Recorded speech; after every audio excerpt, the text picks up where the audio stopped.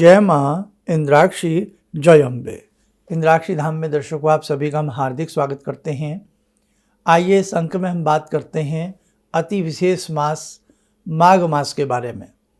माघ का महीना प्रारंभ हुए आज दूसरा दिन है, आज द्वितीया तिथि है। माघ मास की महिमा शास्त्रों में अपरंपार है। माघ मास में यदि हम अच्छे से जप तप दान स्नान पर ध्यान दें तो आप माने न माने न जाने कितने भांति के संकट कष्ट हमारे दूर हो सकते हैं। आज के इस अंक में हम आपको माघ मास की कुछ गुप्त बातें बताने वाले हैं, आप लोग ध्यान से सुनिएगा। आइए पहले आज का हम पंचांग देखें।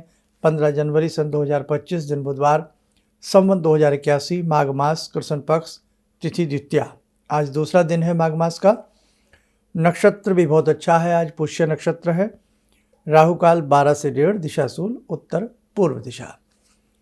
माघ मास की महिमा ऋषि मुनियों ने अपरंपार बताई है। माघ मास में स्नान का, जप का, तप का, ध्यान और दान का अत्यधिक महत्व बताया गया है।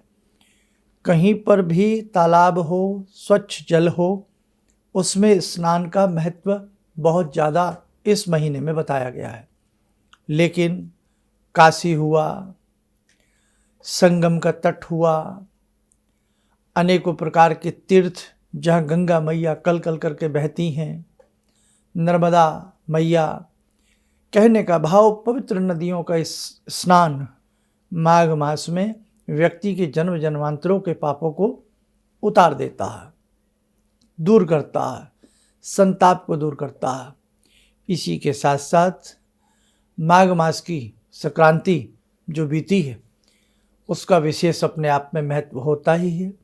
माघ का महीना जब प्रारंभ होता है तो सूर्य माघ के मास से ही उत्तरायण होते हैं 6 महीने के लिए, जैसे कि आपको पता ही है। ठीक जब सूर्य कर्क राशि में जाएंगे तो 6 माह के लिए सूर्य दक्षिणायन हो जाते हैं। उत्तरायण का एक पवित्र समय, सुंदर समय माघ मास से प्रारंभ होता है और जैसे ही माघ मास से प्रारंभ होता है ठीक उसी में मकर संक्रांति को हम बहुत विशेष तरीके से मनाते हैं। ऊपर से इस बार महाकुंभ, तो कई ऐसे संयोग हैं जो कहीं भी आपके आसपास तीर्थ हों, सरोवर हों और वहाँ जल प्रपात हों, बहती नदियाँ हों, ऐसे कुंड तालाब हों, उसमें आप गायत्री मंत्र स्मरण करते हुए, अपने गुरु मंत्र का स्मरण करते हुए उसमें सुबह सुबह स्नान जरूर करें। इस महीने आप अपने जप को जरूर बढ़ाएं, अपने नियम संयमों को सही रखें, अपने तप को बढ़ाएं। ये महीना बहुत सुंदर जप तप का है। इसी महीने में षटतिला एकादशी जब आती है तो तिल का अपना विशेष महत्व होता है। षटतिला एकादशी में किस प्रकार से हम तिलों का दान करते हैं, तिल के लड्डू बनाते हैं, एकादशी का पूजन करते हैं, श्रीमन नारायण की हम सेवा करते हैं, संकीर्तन करते हैं। यही माघ का महीना, इसकी मौनी अमावस्या अपने आप में विशाल है।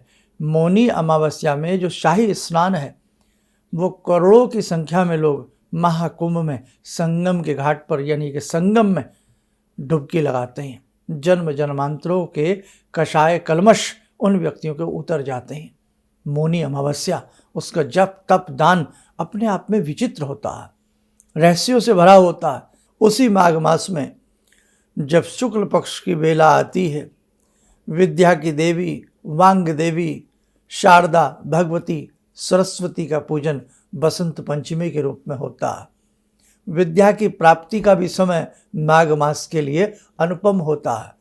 साधक चाहें अपने बच्चों से, स्वयं से भगवती की सेवा, भगवती के नाना भांति के मंत्र हैं, तीक्ष्ण बुद्धि के लिए मंत्र हैं, ज्ञान के लिए मंत्र हैं, वैराग्य के लिए मंत्र हैं, अनेकों प्रकार के भगवती सरस्वती के मंत्र हैं। वीणा बजाती हुई, वीणा के तारों को झंकारती हुई विद्या उत्पन्न कर देती है। इसी माघ मास में जब शुक्ल पक्ष प्रारंभ होता है, विद्या की देवी, ज्ञान की देवी, जिह्वा पर विराजमान रहने वाली भगवती सरस्वती, ज्ञान को प्रदान करने वाली, जड़ को मूर्ख को विद्वान बनाने वाली भगवती सरस्वती की साधना प्रारंभ हो जाती है। बसंत पंचमी के दिन भगवती वाग की देवी सरस्वती की पूजा की जाती है। अनेकों प्रांतों में बड़े सुंदर तरीके से भगवती सरस्वती की पूजा होती है। यह माघ मास के शुक्ल पक्ष की पंचमी कहलाती है। इसी महीने में आता है यह सुंदर दिन।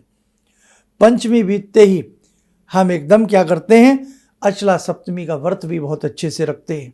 अचला सप्तमी का जैसे ही व्रत बीतता है, माघ मास के शुक्ल पक्ष की अष्टमी का भी एक सुंदर अपने अपने विधान है। इधर अष्टमी का विधान पूर्ण होता है, उधर षट तिला एकादशी में तिलों का दान, जप तप, तिलों से हवन बहुत सुंदर तरीका होता है। और उसके साथ साथ होते होते माघी पूर्णिमा तक हम आते हैं। माघी पूर्णिमा में भी महाकुंभ में विशेष प्रकार का स्नान, सरोवरों में विशेष प्रकार का स्नान, है ना। तो कहने का मतलब माघ मास का जो महीना है ये अपने आप में अनुपम है। और हाँ, एक चीज़ और, माघ मास के शुक्ल पक्ष की द्वादशी तिथि को जो साधक श्रीमन नारायण की सेवा करता है, ब्रह्म वैवर्त पुराण किसी साधु को, सन्यासी को, किसी ब्राह्मण को देता है, वास्तव में अनुपम सुख लाभ की उसको प्राप्ति होती है। हमारे शास्त्रों में दान के रूप में विद्या का दान भी बताया गया है। किसी अच्छे ग्रंथों को देना भी एक बहुत बड़ा पुण्य का कार्य माना जाता है। तो ध्यान रखें हमारे सभी साधक, सभी दर्शक, कि माघ का जो महीना है इसमें जितना आप जप करो, जितना तप करो, जितना दान करो, और जितना इस माघ के महीने में आप स्नान करो, कहाँ, सरोवर में, संगम में, गंगा मैया में, नर्मदा में, जहाँ भी आपके पास नदियाँ हैं उन्हें आप गंगा जल समझकर ही प्रणाम करें, और प्रणाम करने के उपरांत उनसे अनुमति लेकर के स्नान करें। लेकिन दान से मतलब ये नहीं है कि आप जो मर्जी कैसे भी दान कर दीजिए। दान सार्थक होना चाहिए, किसी के काम आना चाहिए। ठंड में ठिठुरते हुए लोगों को आप कंबल बांट सकते हैं, गर्म वस्त्र दे सकते हैं, गौ माता की सेवा करिएगा आप। और स्नान का अर्थ ये नहीं है कि मन मलिन हो और केवल शरीर को हम धोने के लिए स्नान कर रहे हो ना। शरीर का स्नान नहीं, मन का स्नान करिए। शरीर को पवित्र करने की आवश्यकता के साथ साथ सबसे बड़ी आवश्यकता है मन को पवित्र करने की। मन को पवित्र करने के हेतु आप डुबकी लगा करके स्नान करें। जिसका मन पवित्र नहीं उसका तन भी पवित्र नहीं। इसलिए ध्यान रखें, मन पवित्र है तभी तन आपका पवित्र होगा। तो उस गंगा में डुबकी लगाने से पहले हमें यह सोचना है कि हम क्या स्नान कर रहे हैं। हम शरीर से स्नान कर रहे हैं या हम मन से स्नान कर रहे हैं। मन की पवित्रता के लिए बेटा स्नान करें। जब तप दान किसी लोभ लालच के लिए ना करें, अपने आप को सुंदर बनाने के लिए, श्रेष्ठ बनाने के लिए, राष्ट्र को संपन्न बनाने के लिए, धर्म के जागरण के लिए, अपने धर्म को सशक्त बनाने के लिए आप इस प्रकार की चीज़ें करें। तो ये माघ का महीना अभी बहुत सुंदर है। आज केवल द्वितीया तिथि है। अभी ये कृष्ण पक्ष के 12-14 दिन पड़े हैं, फिर मौनी अमावस्या आएगी। इसी में अभी आने वाली है, द्वितीया है। आप देख लीजिएगा 13 दिन के बाद ये मौनी अमावस्या मिलेगी, बहुत श्रेष्ठ है। उसके लिए सारा बताएंगे। षट तिला एकादशी का आपको बताएंगे आपके लिए। फिर उधर माघ मास की पूर्णिमा है, वो भी अपने आप में बहुत उत्तम है। तो बेटा ये महीना बड़ा पवित्र है। अपने गुरु मंत्र को बहुत अच्छे से पढ़ना, अपने इष्ट मंत्र को बहुत अच्छे से पढ़ना। इस महीने पशुओं की सेवा, पक्षियों की सेवा, संतों की सेवा और अपनी सुधार की सेवा। परम पूज्य गुरुदेव हमारे कहा करते थे कि अपना सुधार संसार की सबसे बड़ी सेवा है। छोटे थे इतना समझ में नहीं आता था, जैसे जैसे एज बढ़ती गई ये बात समझ में आती गई। हम सुधरेंगे युग सुधरेगा, हम बदलेंगे युग बदलेगा। वास्तविकता हम ना बदलें, हम सुधरें ना और दूसरों को सुधारने का प्रयास करें, कैसे हो सकता। तो वही वाली बात है कि पहले स्वयं के अंदर की जो कमियां हैं उन्हें हम सुधार लें, तो फिर हमें देख करके तो दूसरे लोग भी सुधरने का प्रयास करेंगे ना। एक परिवार में अगर पिता अपने आप को सुधार ले, बड़ा अपने आप को सुधार ले, हाथ में सिगरेट और बच्चों से कहें कि साहब स्मोकिंग ना करें, है धूम्रपान ना करें, आप मोबाइल बहुत देर ना देखें और अपने आप साहब मोबाइल में लगे रहें, तो फिर कैसे हो सकता है? तो कहने का मतलब पहले अपना सुधार, फिर दूसरों का सुधार। तो ये महीना बहुत सुंदर है, ध्यान रखना आज जो भी हमने आपको बताया। आइए जगत जननी से प्रार्थना करें, हे मैया हम सबको श्रेष्ठ मन दें, श्रेष्ठ तन दें, श्रेष्ठ बुद्धि दें और हमारे विचार भी श्रेष्ठ से श्रेष्ठतम होते चले जाएं।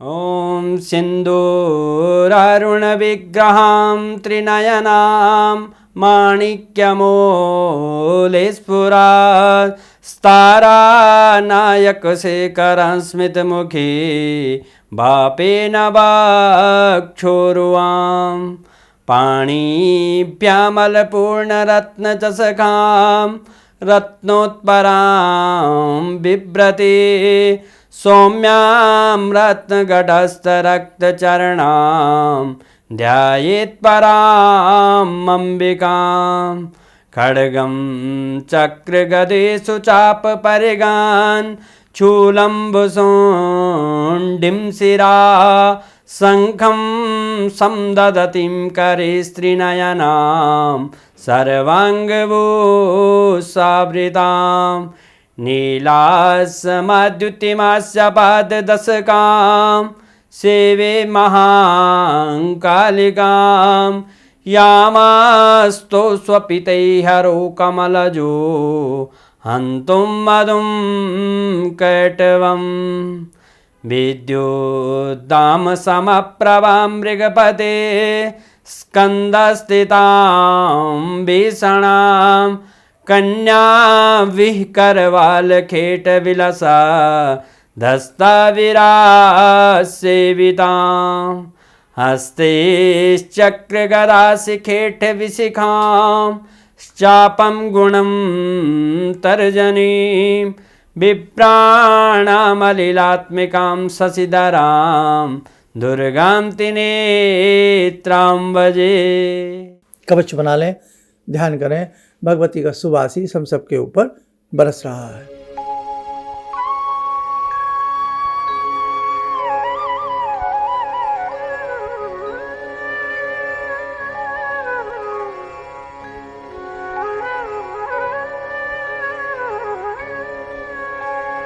ओम बोलते हुए नेत्र खोलें, सामान्य हो जाए। और जो गंगा जी के किनारे रहते हैं, नर्मदा जी के आसपास रहते हैं, किसी पवित्र सरोवर तीर्थ आदि के किनारे रहते हैं, तो बेटा चूक मत जाना। ऐसी स्थिति में संतों के पग पग रज रज न जाने कहाँ कहाँ पड़ते हैं। इसलिए आप तीर्थों का सेवन जरूर करें, पवित्र भाव से करें। जो कुंभ में जाकर के स्नान कर सकते हैं जरूर करने का प्रयास करें और कुंभ में जाकर के सेवा करें। बिल्कुल भी किसी प्रकार की मन में ये भावना ना लाएं। कई बार सुविधाएं मिलती हैं, कई बार नहीं मिलती हैं। बस आप तीर्थ करने जा रहे हैं, आप तप करने जा रहे हैं, आप तितिक्षा करने जा रहे हैं। इस भाव से आप ऐसे स्थानों पर जाएं। कष्ट हो कोई बात नहीं, सह लीजिएगा, जिंदगी भर घर में आराम ही करते हैं ना। तो इसलिए बेटा मौका लगे तो इन मौक़ों से वंचित नहीं रहना चाहिए। चलिए आप सब लोग स्वस्थ रहें, सुखी रहें। इन्हीं शुभकामनाओं के साथ हम अपनी वाणी को विराम देते हैं। जय जय अम्बे। किसी भी समस्या के समाधान के लिए मिले प्रसिद्ध हस्तरेखा एवं वास्तु विशेषज्ञ प्रोफेसर धर्मेंद्र शर्मा जी से। नोट: शिविर में भाग लेने हेतु एवं व्यक्तिगत रूप से मिलने के लिए कॉल करने का समय सुबह 10 बजे से शाम 6 बजे तक। हमारे विभिन्न ज्ञानवर्धक कार्यक्रम देखने के लिए आप हमें अभी सब्सक्राइब करें, बेल आइकन को प्रेस करें ताकि आप देख सकें हमारा कार्यक्रम सबसे पहले। और अधिक जानकारी के लिए फेसबुक पेज को लाइक करना न भूलें।